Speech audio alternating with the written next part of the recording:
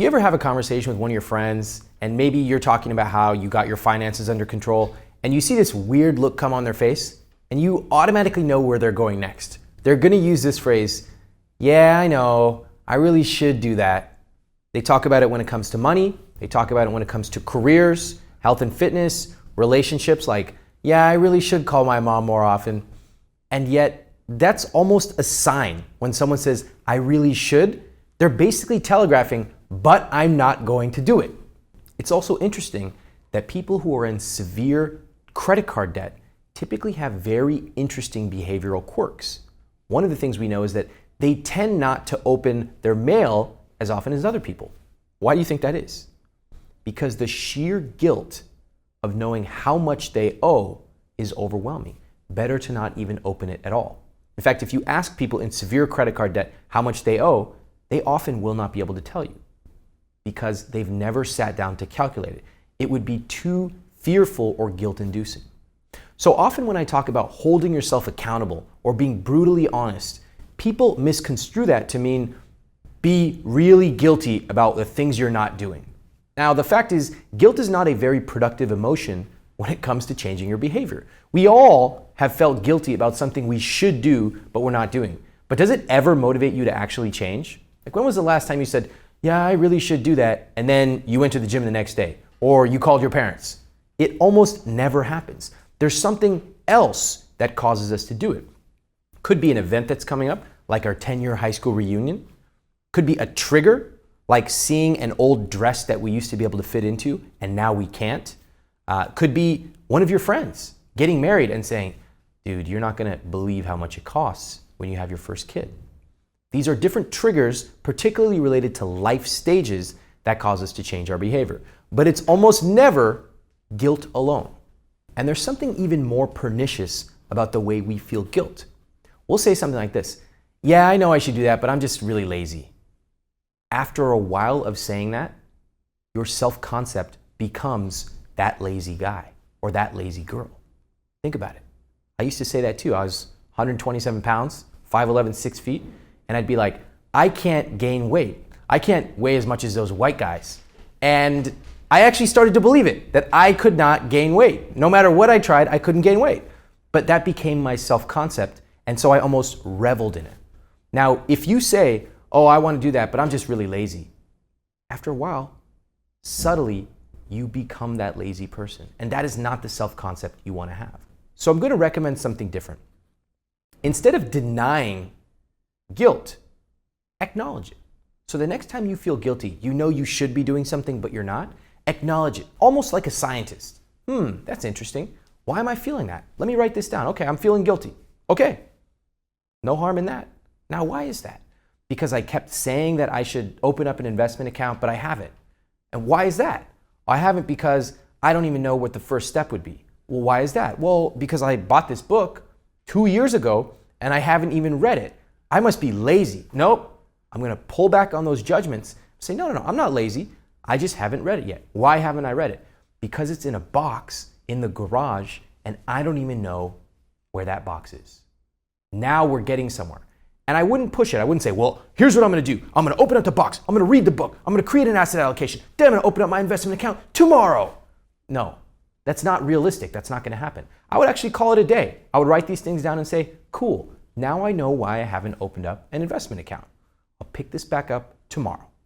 Why? Because we know that as cognitive misers, just doing that internal investigation has taken a ton of willpower. So I'll pick this up tomorrow. Now, notice that I'm taking a really different approach than coming down hard on yourself. See, I used to be very, very overbearing when it came especially to my friends' money problems. And it's something that I'm actively trying to work on, and I have been for many, many years. A friend would come to me, they'd have a money issue, and I'd say, well, you need to do this. That's a huge red flag when someone says, you need to do X. So I would say, you need to do this, and their eyes would start glazing over. Because I would say something really complicated, right? You need to track your spending and then do this and then do that and then open up an investment account. And trust me, you're losing millions of dollars. And their eyes are like, oh my God, I hate this guy. I wish I hadn't asked this question at all. And I was giving technically correct advice, but they weren't ready to receive it. And when you feel guilty about something and you're actually vulnerable enough to ask a question, and then someone comes at you at 100 miles an hour, you will never ask them that question again. So instead, I take a very different approach with other people. If they ask me, hey Ramit, what's something that I should be investing in? I'll say, oh, well, out of curiosity, where's this coming from?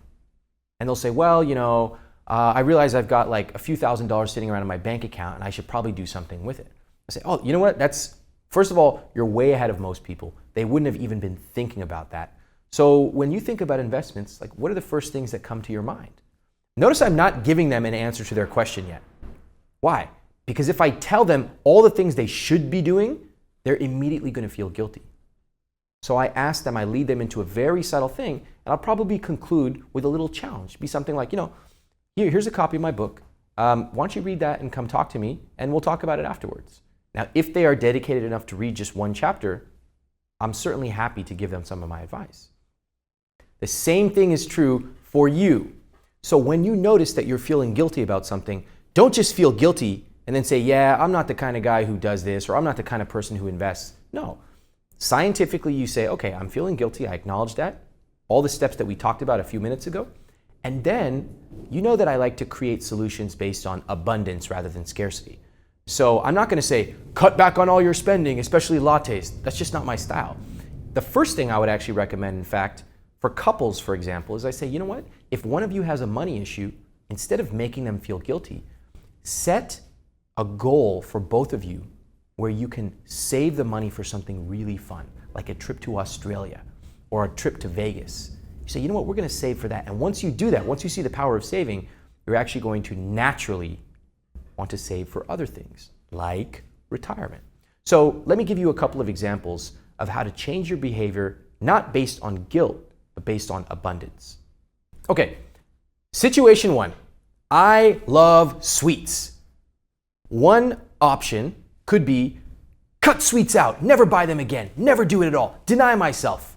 How long do you think that would last? How many millions of people try to take that exact strategy every year and then yo-yo back to eating sweets? Millions. Instead, what I could say is, you know what? I love sweets. So I'm going to give myself one day a week as my cheat day, and I'm going to eat whatever I want, guilt-free. Now, the rest of the days, I might cut back a little bit, but I'm, for now, going to look forward to Saturday when I'm going to indulge in whatever I want. Awesome. Totally shifted your mindset from feeling guilty and scarce to abundance, right? Feeling in control. Let me give you another example. Let's say that you've been dreaming about starting a business for 5 years, but it hasn't happened. Okay, so what can we do here? One, we can say, you know what? Let me acknowledge that I'm not going to start a business at all. For some people, you're just not going to start one. Fine. Or you could say, look, I've been thinking about this. I've been ruminating on it. I've been feeling guilty. I still can't do it. What are my other options? I could go to a seminar. I could join a course. I could hire a coach. All of these things can help you kickstart yourself, almost kick you to get going on your goal. If starting a business truly is important for you, you have to look not just at the cost of hiring a coach or a program, but the cost of having this thing at the back of your head for the last 5 years. So, one thing that I learned early on was that guilt was not a very productive emotion for changing my behavior. I felt it. We all feel guilt. But the fact is, that just makes you feel bad. That doesn't really do anything productive for you. Instead, what it does is it changes our self-concept to say stuff like, I'm not the kind of person who would start a business. I'm not the kind of person who runs on the treadmill. I'm not the kind of person who manages their finances. That's not the self-concept you want to have. So instead, what I like to do, to sum it all up, I want to take a scientific approach to knowing when I'm feeling guilty, almost like you're an outside observer. Okay, I'm feeling guilty. Here's what happened to trigger that feeling. Here's why. Why? The 5 why technique. And then take a break. Come back the next day and say, what are my potential solutions, especially out of abundance? So my challenge to you today is to identify 3 areas where you feel guilty. What are they? They tend to be the same classic 4: career, money, relationships, and health. So pick out, what is it exactly that you feel guilty about, that you know you should do and you haven't done? Break it down with the 5 whys. Why have I not gotten my dream job? Because I'm not sure what my dream job is. Why? Because I haven't done X. Why? Drill down, then take a break. And then the next day, I want you to come back and think of some solutions. Think of all of them. Could be ones based on scarcity. I'm not going out until I find my dream job. And then also ones based on abundance. When I find my dream job, it's going to make me feel like this. Once you have those down, you are naturally going to drift towards the ones out of abundance. And this is a clear way to cut through the feelings of guilt, the unproductive feelings of guilt, and actually productively move towards living a rich life. Because it goes back to the idea of being brutally honest with ourselves.